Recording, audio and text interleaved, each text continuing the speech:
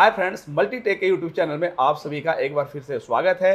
मैं AC PCB trainer विवेक आज आपके सामने एक नए टॉपिक वीडियो लेकर आया हूं, जिस टॉपिक का नाम है एमसीयू माइक्रो कंट्रोलर यूनिट। बहुत सारे वीडियो में कमेंट आते थे कि सर आप एमसीयू के बारे में बताइए, तो मैं सोचा कि एक वीडियो क्यों ना आपके डिमांड पे ही बनाऊं। तो आज के वीडियो में हमारा जो टॉपिक है वो एमसीयू का है, एमसीयू की रिक्वायरमेंट के बारे में और कैसे हम पता करें कि एमसीयू खराब है या कोई और सेक्शन खराब है, इस पर हम बात करेंगे। लेकिन वीडियो स्टार्ट करने से पहले मैं आपको बता दूं कि हमारा जो मल्टीटेक इंस्टीट्यूट है वो दिल्ली के Tilak Nagar metro gate number 3 के बिल्कुल पास है, जो बहुत सारे इलेक्ट्रॉनिक कोर्स को कराता है, जिसमें हमारा एसी पीसीबी का जो इन्वर्टर, नॉन इन्वर्टर, बेसिक से एडवांस लेवल की रिपेयरिंग है वो भी सिखाता है। और मल्टीटेक का खुद का एसी पीसीबी का सर्विस सेंटर है, जहां पर बच्चे ट्रेनिंग लेने के बाद वहां सर्विस सेंटर में जाके पीसीबी खुद रिपेयर भी करते हैं और इस तरीके से वो कोर्स करके अपना बिजनेस करके या कहीं जॉब करके बहुत अच्छा पैसा कमा रहे हैं। अगर आप भी इंटरेस्टेड हैं तो स्क्रीन पर दिए हुए नंबर पर कॉल कर सकते हैं, हमारे यहाँ डेमो क्लास ले सकते हैं और एडमिशन लेकर आप अपना काम स्टार्ट कर सकते हैं। तो चलिए वीडियो को स्टार्ट करते हैं और बात करते हैं एमसीयू के बारे में। एमसीयू नाम बहुत छोटा सा है और ये जो आईसी है ये हमारे बोर्ड में देखने के लिए भी मिलती है।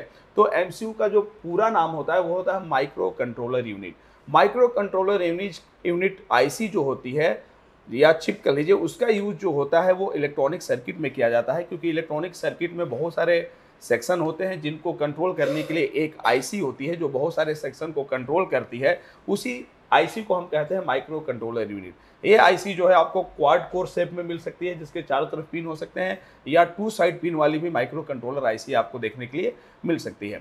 और इलेक्ट्रॉनिक सर्किट के जितने भी सेक्शन होते हैं सबको कंट्रोल करने का काम यही होता है। मतलब ये मान के चलिए कि हमारे पूरे डिवाइस का जो मेन सिस्टम आईसी होती है वो माइक्रो कंट्रोलर यूनिट ही होती है, जो पूरे सेक्शन को कंट्रोल करती है। अगर इसमें कुछ प्रॉब्लम हो जाए तो मान के चलिए कि हमारा जो डिवाइस है वो डेड कंडीशन में ही रहेगा। तो आज हम बात करने वाले हैं एमसीयू के बारे में। तो सबसे पहले एमसीयू जो है वो एक आईसी है। आईसी का मतलब एक इंटीग्रेटेड सर्किट है, जिसके अंदर बहुत सारे logical component, register, capacitor, transistor, MOSFET, ये सब लग के इसको बनाया जाता है। और ये जो है इनपुट आउटपुट के आधार पे जो है काम करती है। तो इसका जो रिक्वायरमेंट है सबसे पहले हम वो जानेंगे, क्योंकि कभी कभी हम देखते हैं कि पीसीबी डेड कंडीशन में आई रहती है और ऑन नहीं होती है। तो सबसे पहले हमें एमसीयू का रिक्वायरमेंट चेक करना होता है। तो आज हम बात करेंगे एमसीयू के रिक्वायरमेंट के बारे में कि एमसीयू का जो सबसे पहला रिक्वायरमेंट है वो क्या है। तो हमने बताया कि एमसीयू जो है एक इलेक्ट्रॉनिक डिवाइस में यूज होने वाली सिस्टम आईसी है, जिसका रिक्वायरमेंट जो है वो है हमारा सबसे पहला वीसीसी और ग्राउंड की सप्लाई।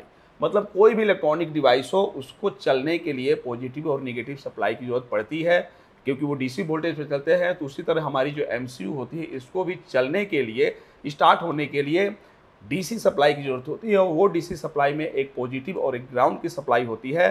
तो जिस टर्मिनल पे पॉजिटिव सप्लाई दी जाती है, एमसीयू के जिस टर्मिनल पे पॉजिटिव सप्लाई दी जाती है उसको हम वीसीसी का टर्मिनल कहते हैं, और जिस टर्मिनल पे ग्राउंड जोड़ दिया जाता है उसको हम ग्राउंड की टर्मिनल कहते हैं। वीसीसी का मतलब होता है वोल्टेज कलेक्टर टू कलेक्टर, या वीसीसी के जगह पे आपको वीडीडी वर्ड भी देखने के लिए मिल सकता है, VDD, voltage drain to drain. उसी तरह जो ग्राउंड वाली पिन होती है वहां पर जीएनडी लिखा हो सकता है, या आपको यहाँ पर वीएसएस या वीईई भी लिखा हो सकता है। तो अगर हम किसी आईसी का डेटा सेट निकालते हैं और उसमें अगर किसी पिन पे हमें वीसीसी, वीडीडी या कहीं कहीं हमें वी इन लिखा हुआ मिलता है, तो हम समझ जाते हैं कि वो जो पिन है वो उस आईसी की पॉजिटिव सप्लाई वाली पिन है, जहां पर हम वो पॉजिटिव सप्लाई देंगे उसकी रिक्वायरमेंट के अनुसार वो हमारी आईसी जो है ऑन होगी। उसी तरह ग्राउंड वाले पिन पे हमें जीएनडी लिखा हुआ मिलता है, या जीएनडी लिखा हुआ नहीं मिल रहा है उसके जगह पे VSS, voltage source to source, या VEE, voltage emitter to emitter, ये लिखा हुआ मिल रहा है। तो हम समझ जाते हैं कि वो जो टर्मिनल है वो ग्राउंड का टर्मिनल है।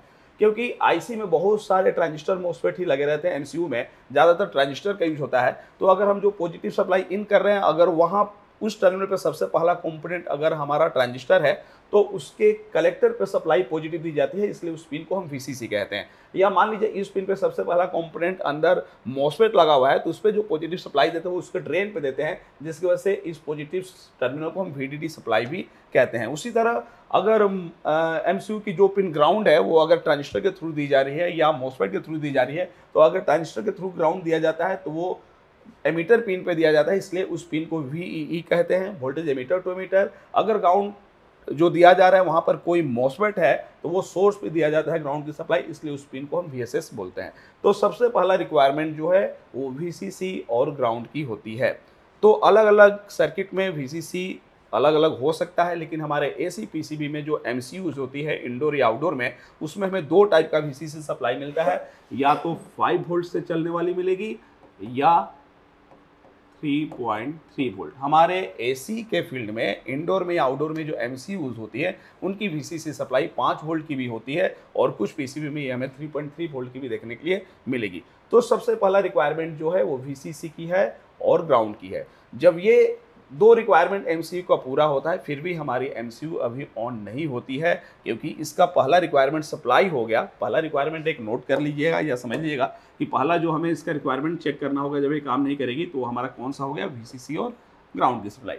उसके बाद दूसरा जो रिक्वायरमेंट होता है MCU का वो होता है क्रिस्टल की फ्रिक्वेंसी, क्योंकि जब तक MCU को क्लॉक पल्स नहीं मिलेगा तब तक ये दूसरे सेक्शन में डेटा क्लॉक ये सब नहीं बना सकती, कमांड नहीं भेज सकती, या कुछ को ऑन होने के लिए इसको क्रिस्टल की फ्रीक्वेंसी की जरूरत होती है। तो VCC के बाद इसका जो पहला रिक्वायरमेंट हो जाता है, मतलब पहला तो VCC ग्राउंड हो गया, दूसरा जो रिक्वायरमेंट होता है वो होता है हमारा क्रिस्टल का। अगर MCU के साथ आपको क्रिस्टल दिख रहा है तो क्रिस्टल का ओके होना भी जरूरी है, क्योंकि सप्लाई मिलते ही ये क्रिस्टल को सप्लाई देती है और दूसरी तरफ से फ्रिक्वेंसी लेती है, जिससे ये खुद को ऑन करती है। अगर इसको इनपुट में फ्रिक्वेंसी नहीं मिले क्रिस्टल से तो MCU हमारी डेड कंडीशन में रहेगी, डिवाइस ऑन नहीं होगा। मतलब कि अगर हमें VCC ग्राउंड की सप्लाई मिल रहा है और क्रिस्टल अगर ओके नहीं है तो फिर भी हमारी MCU जो है ऑन नहीं होगी। तो ये जो क्रिस्टल हो गया वो MCU का ही यूनिट होता है, क्योंकि इसका इनपुट आउटपुट जो होता है वो MCU के साथ ही होता है और किसी सेक्शन से हमारा क्रिस्टल नहीं जुड़ा रहता है। तो MCU का ही यूनिट क्रिस्टल होता है। जो बहुत सारे PCB हम देखेंगे कि MCU के साथ हमें क्रिस्टल नहीं दिखता है, तो इसका यूनिट होने की वजह से ये इसके अंदर भी इनबिल्ट हो सकता है। उसी तरह अब हमारा रिक्वायरमेंट हो गया पहला VCC ग्राउंड, दूसरा हमें जो चेक करने की जरूरत पड़ती है अगर MCU ऑन ना हो तो वो हो गया हमारा क्रिस्टल। अगर क्रिस्टल की भी रिक्वायरमेंट इसको ना मिले, सप्लाई फ्रीक्वेंसी ना मिले, तो भी हमारा MCU ऑन नहीं हो सकता है। तो इस तरीके से पहला रिक्वायरमेंट हो गया VCC ग्राउंड, दूसरा हो गया हमारा क्रिस्टल। उसके बाद तीसरा जो MCU का रिक्वायरमेंट होता है, अभी MCU को स्टार्ट होने वाला ही रिक्वायरमेंट है, मतलब अभी MCU वर्किंग कंडीशन में नहीं आएगी। VCC ग्राउंड की सप्लाई देने से MCU वर्किंग कंडीशन में नहीं आ जाती है। अभी उसको ऑन होने के लिए क्रिस्टल की फ्रिक्वेंसी चाहिए। अगर क्रिस्टल की भी फ्रिक्वेंसी जब उसको मिल गई तो फिर MCU को काम करने के लिए, मतलब इतने से MCU ऑन तो हो जाएगी लेकिन उसको वर्किंग कंडीशन में आने के लिए ज़रूरत पड़ता है EEPROM का, क्योंकि इनपुट आउटपुट के बीच में कमांड कैसे लेना है, उसका मतलब क्या होता है, कैसे उसको एक्टिव करना है, ये सारा जो प्रोग्रामिंग है वो एक सॉफ्टवेयर के रूप में होता है और उसको स्टोर करने के लिए एक मेमोरी की जरूरत पड़ती है, जिस मेमोरी को हम EEPROM कहते हैं। तो EEPROM जो होता है वो किसी भी इलेक्ट्रॉनिक डिवाइस का एक प्रोग्रामेबल मेमोरी होता है, जिसमें उस डिवाइस से रिलेटेड जो भी प्रोग्राम होते हैं वो इसमें डाले जाते हैं। लेकिन इसी प्रोग्राम के अकॉर्डिंग, इंस्ट्रक्शन के अनुसार हमारी MCU जो है इनपुट को समझती है, आउटपुट को एक्टिवेट करती है। तो ये EEPROM जो है ये भी MCU का यूनिट है, इसका भी इनपुट आउटपुट जो होता है वह MCU के साथ होता है। तो 2 नंबर पे क्रिस्टल हो गया, और 3 नंबर की जो रिक्वायरमेंट होती है वो हमारे MCU की वो क्या होती है, EEPROM की होती है। मतलब पहला VCC ग्राउंड, दूसरा क्रिस्टल और तीसरा हमारा EEPROM। कुछ PCB में MCU के साथ हमें EEPROM देखने के लिए नहीं मिलता है, क्योंकि ये जो क्रिस्टल और EEPROM है वो MCU का ही यूनिट है। तो कुछ PCB में बाहर लगे रहते हैं, बाहर से MCU के साथ जुड़ के काम करते हैं, और कुछ PCB में देखेंगे कि क्रिस्टल और EEPROM जो है MCU के अंदर ही इनबिल्ट होता है, हमें बाहर देखने के लिए नहीं मिलता है। तो ये 3 रिक्वायरमेंट पूरा होने के बाद ही हमारी MCU जो है वो ऑन कंडीशन में आती है, वर्किंग करने के कंडीशन में आती है, मतलब कि अब ये ऑन हो जाती है। कौन कौन सा रिक्वायरमेंट, VCC ग्राउंड, क्रिस्टल और EEPROM। इतना से अब हमारा डिवाइस जो है वो ऑन हो जाता है। कुछ कंडीशन में कुछ डिवाइस इलेक्ट्रॉनिक ऐसी होती है कि इतना के बाद भी वो ऑन नहीं होती है, उसको ऑन करने के लिए एक स्विच लगा रहता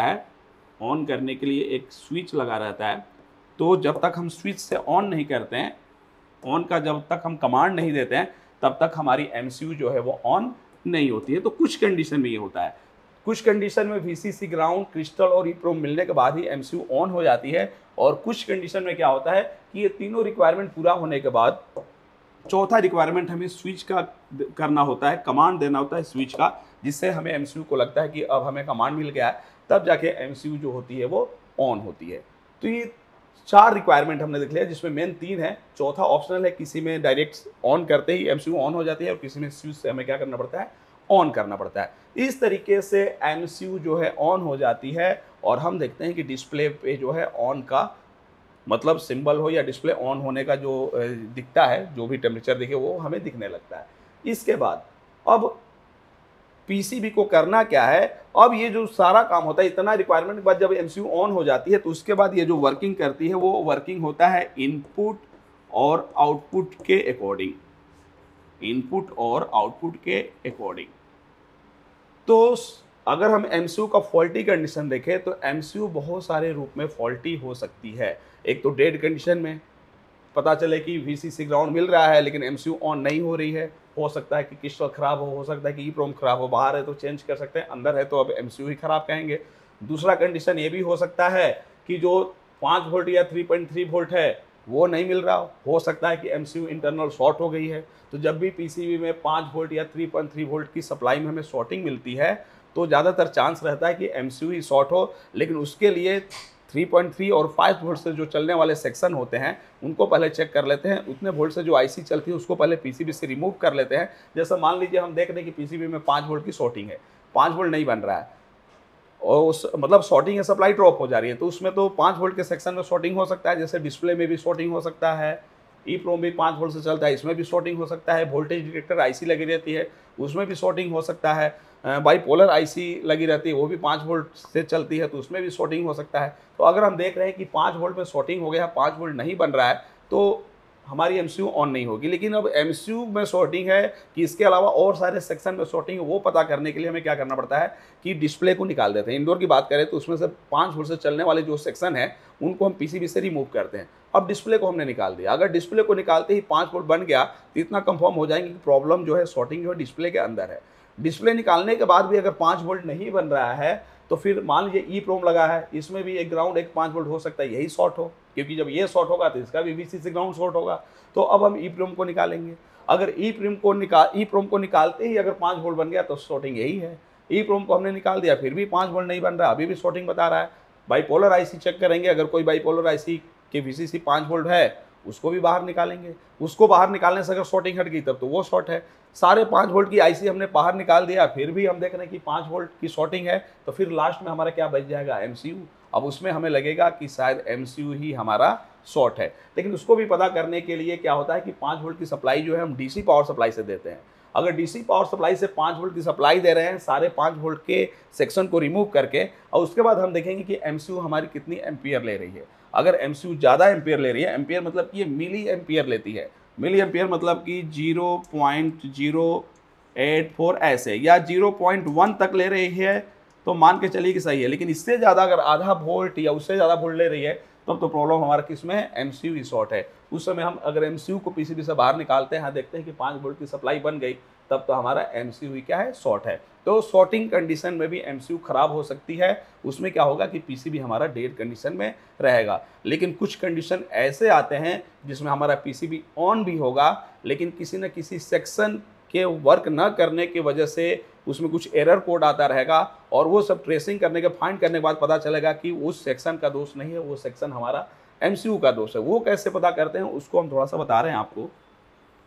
अब जैसे मान लीजिए, ये तो अभी हम रिक्वायरमेंट की बात कर रहे हैं कि रिक्वायरमेंट में एमसीयू का रिक्वायरमेंट क्या क्या हो गया, वीसीसी ग्राउंड, क्रिस्टल, ईप्रोम। और ऑन ऑफ स्विच की कभी कभी जरूरत पड़ती है, रिक्वायरमेंट होती है ऑन करने के लिए, तो रिमोट से भी कर सकते हैं, स्विच से भी कर सकते हैं। अब मान लीजिए डिस्प्ले पे हमारा टेम्परेचर दिखने लगा, पीसीबी ऑन हो गई, उसके बाद भी हमारा एमसीयू खराब हो सकता है।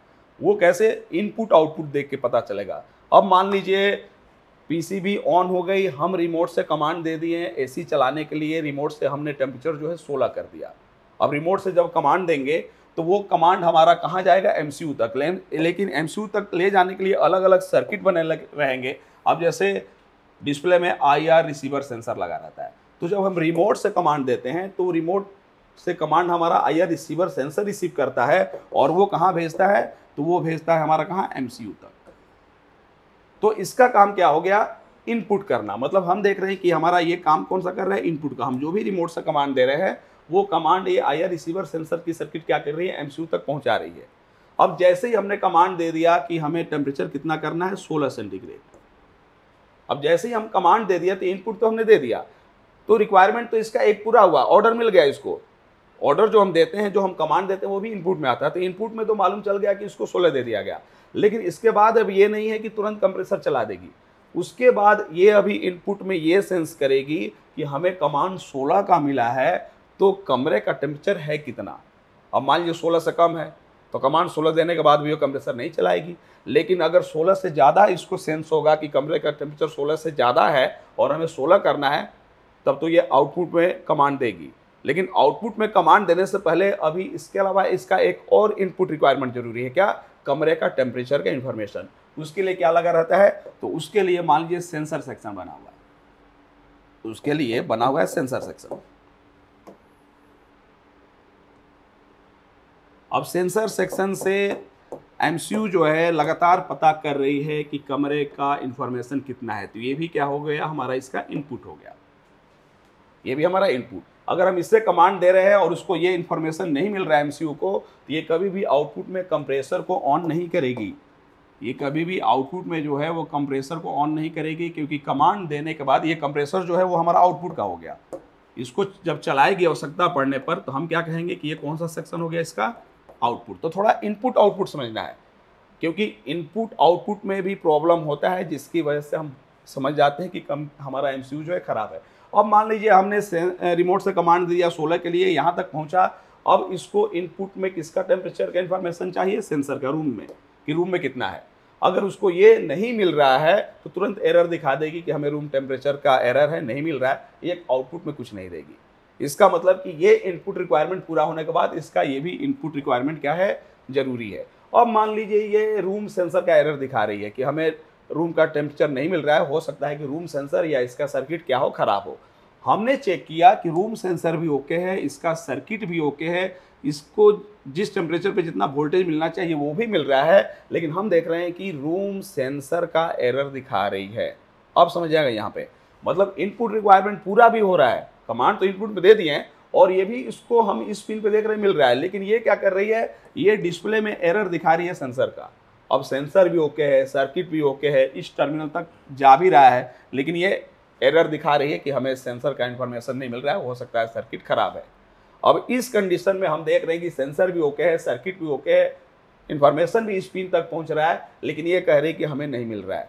अब इस कंडीशन में हम फॉल्ट किसको समझेंगे, फॉल्टी एमसीयू को ही समझेंगे। मतलब कि पीसीबी ऑन है, डिस्प्ले पे एरर आ रहा है, ये जो इन्फॉर्मेशन इस पिन तक भी मिल रहा है, लेकिन उसके बाद भी एरर दिखा रही है, तो इस कंडीशन में भी हम यही कहेंगे कि एमसीयू हमारी खराब है। मतलब इनपुट का वोल्टेज इन्फॉर्मेशन एमसीयू के पिन तक जा रहा है, लेकिन ये डिस्प्ले पर दिखा रही है कि हमें नहीं मिल रहा है, हमें वो चाहिए। इसका मतलब कि अब ये प्रॉब्लम हम किसका कहेंगे, एमसीयू का। अब इस काम के लिए एमसीयू क्या हो गई, हमारी खराब हो गई, एमसीयू को हमें चेंज करना पड़ेगा।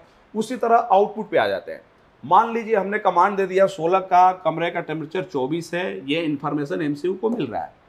अब इसको कंप्रेसर चलाने का जो सिग्नल है वो आउट करना चाहिए, लेकिन हम देख रहे हैं कि इसके बाद ये सिग्नल आउट कर ही नहीं रही है, हमारा कंप्रेसर चल ही नहीं रहा है। अब कंप्रेसर को चलाने के लिए जो रिक्वायरमेंट है सब पूरा है, इनपुट रिक्वायरमेंट सब पूरा है। अब आउटपुट में इसको सिग्नल दे देना चाहिए, लेकिन देख रहे हैं कि इनपुट रिक्वायरमेंट पूरा होने के बाद भी आउटपुट में सिग्नल नहीं दे रही है। अब उस कंडीशन में भी हम यही कहेंगे कि अब इस आउटपुट के लिए एमसीयू हमारी क्या है, खराब है। लेकिन कब, जब सारे सर्किट को चेक कर लेंगे, ओके निकल जाएगा तब।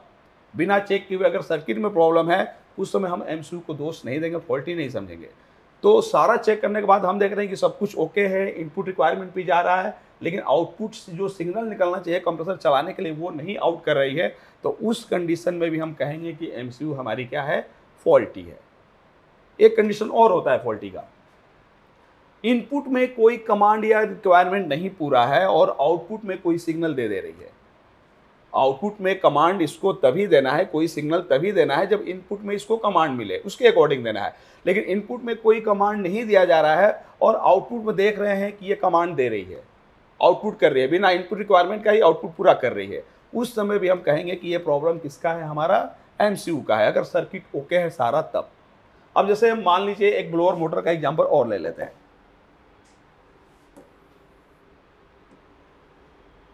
अब जैसे मान लीजिए बीएलडीसी ब्लोअर मोटर इंडोर में लगा है।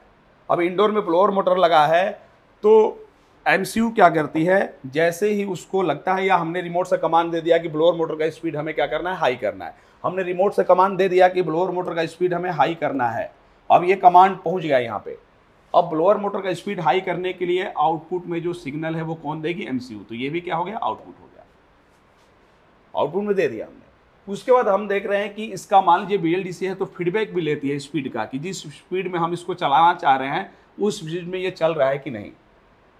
हम स्पीड बढ़ा रहे हैं लेकिन उसके बाद देख रहे हैं कि मोटर कुछ देर चलने के बाद ही बंद हो जा रहा है, और ये क्या कर रही है, डिस्प्ले पे एरर दिखा दे रही है BLDC मोटर का। अब BLDC मोटर कुछ देर चल रहा है और चलने के बाद देख रहे हैं कि थोड़ी बंद हो जा रहा है, फिर एरर दिखा दे रही है। हो सकता है कि फीडबैक ना मिल रहा हो, क्योंकि फीडबैक का जो सर्किट खराब हो जाता है तो मोटर कुछ देर एमसीयू चलाती है, और जब एक टाइमिंग होता है कि इतने देर तक अगर इसको फीडबैक नहीं मिलता है तो सिग्नल देना बंद कर देती है और ब्लोअर मोटर का एरर दिखा देती है। हम सर्किट चेक कर रहे हैं कि यहाँ पर जो है सिग्नल आउट भी कर रही है, मोटर भी चल रहा है, और फीडबैक का जो इन्फॉर्मेशन वो भी स्पिन तक पहुँच रहा है, लेकिन फिर भी देख रहे हैं कि BLDC का मोटर का एरर दिखा के बंद कर दे रही है। सारा सर्किट ओके है, मोटर चल भी रहा है, ये जो आउट कर रही है सिग्नल वो भी सर्किट ओके है, मोटर चल भी रहा है, और चलने के बाद जो फीडबैक मिलना चाहिए वो भी वोल्टेज बिल्कुल ओके है, और इसके इनपुट पिन तक भी आ रहा है जहाँ पर इसको फीडबैक चाहिए। लेकिन इसके बाद भी ये मोटर चला के बंद कर दे रही है, एरर दिखा दे रही है। अब उस समय भी हम क्या कहेंगे, प्रॉब्लम किसका है हमारा, वो एमसीयू का, प्रॉब्लम एमसीयू का। तो इस कंडीशन इनपुट आउटपुट को देख के भी हम पता लगा सकते हैं कि वो जो प्रॉब्लम है वो हमारा एमसीयू का। मतलब सारा रिक्वायरमेंट पूरा होने के बाद भी अगर इनपुट में ये बताए कि हमारा इनपुट पूरा नहीं हुआ है, उस समय भी एमसीयू खराब है। सारा रिक्वायरमेंट पूरा होने के बाद आउटपुट में कोई सिग्नल नहीं दे रही है, उस समय भी हम कहेंगे कि एमसीयू फॉल्टी है। एक कंडीशन और है कि आउटपुट में जो है बिना इनपुट का ही सिग्नल दे रही है, तो उस कंडीशन में भी कहेंगे कि एमसीयू जो है हमारी क्या है, फॉल्टी है। तो इस तरीके से एमसीयू जो है काम करता है, और इसके कंडीशन को, इसके इनपुट आउटपुट को चेक करके और भी सारे सर्किट को चेक करके हम अनुमान लगा लेते हैं कि यहाँ पर जो प्रॉब्लम है वो हमारे एमसीयू का है। तो उम्मीद करता हूँ कि वीडियो समझ में आया होगा, एमसीयू के बारे में समझ में आ गया होगा। अगला जो वीडियो है वो किस टॉपिक पे चाहिए आप लोग कमेंट में ज़रूर बताइए। मिलते हैं अगले वीडियो में, तब तक के लिए धन्यवाद।